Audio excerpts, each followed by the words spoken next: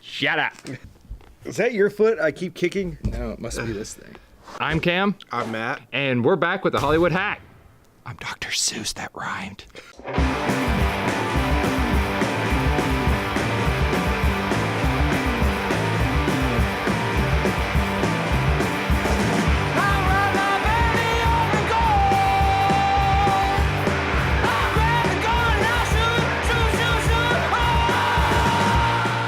Well, football season's back, and that means Halloween is just around the corner, so all the retailers are getting ready to fill their shelves with costumes and masks and fake blood and such. It? Yes. I haven't seen it yet. But speaking of costumes and Halloween, we have another question.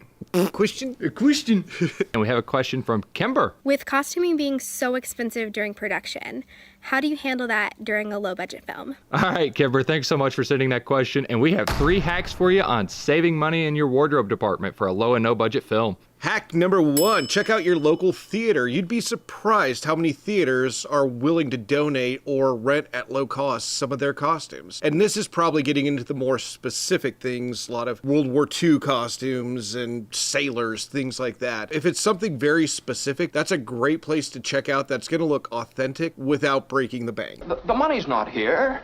Well, your money's in Joe's house. That's right next to yours. And while you're there, it's always a good idea to do some networking. These are local actors that work in your community. Who knows, you might find the next, I don't know. Alec Guinness. That's no moon. It's a space station. Small tip, don't say the word Macbeth while you're there. Watch out for that Phantom of the Opera. Yeah, I hear he plays like an organ or something. Tip number 2, it pays to be thrifty. Check out Goodwill, thrift shops, Salvation Army. We pretty much decked out our main character, Roman Bickerstaff, in our movie Dorm Troopers from clothing found primarily just at Goodwill. I think we spent $50 for an entire wardrobe for him. The good thing about clothing that you find at Goodwill or thrift stores is they're lived in. They don't look brand new or polished or not dirty. They got some wear and tear, maybe a button missing. And that gives your character's clothing some character. I found a sweater. It's a sweater! It's a sweater!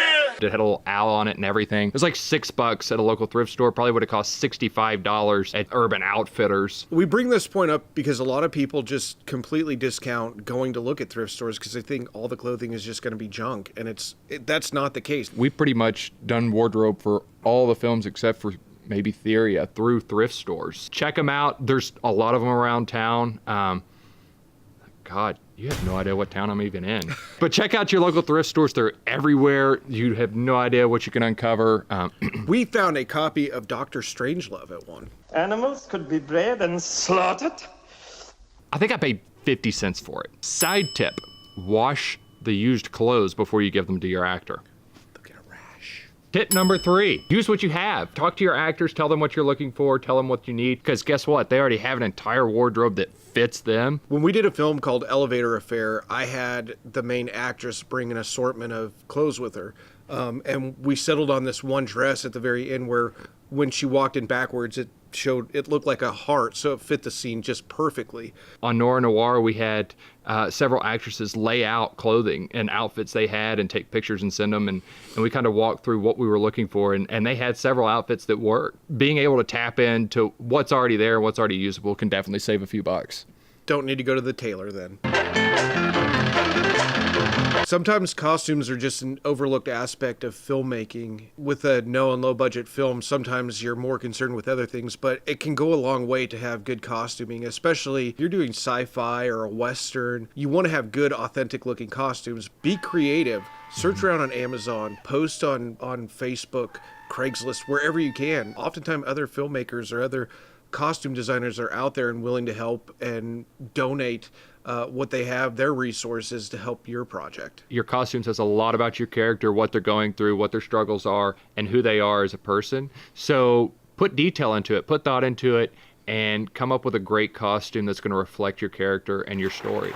I'd like to recommend, if it's purple, that means someone's going to die. It's about the significance of color and visual storytelling.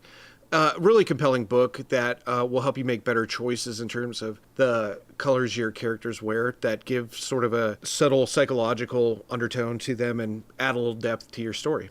Thanks for watching the Hollywood Hack. I hope it's been a blast. I know it has been for us. If you have a question you'd like us to answer, leave it in the comments below and we'll be sure to get to it as soon as we can, if you're lucky. And if you're really lucky, you can win a free copy of Dorm Troopers. That's right, folks. We're giving away a free copy of Dorm Troopers. All you have to do is subscribe to our channel right below and be one of the first 25 people to comment on this video, and you will be in the running for a free copy of Dorm Troopers. So get to subscribing and commenting. Ooh la la. I make myself laugh.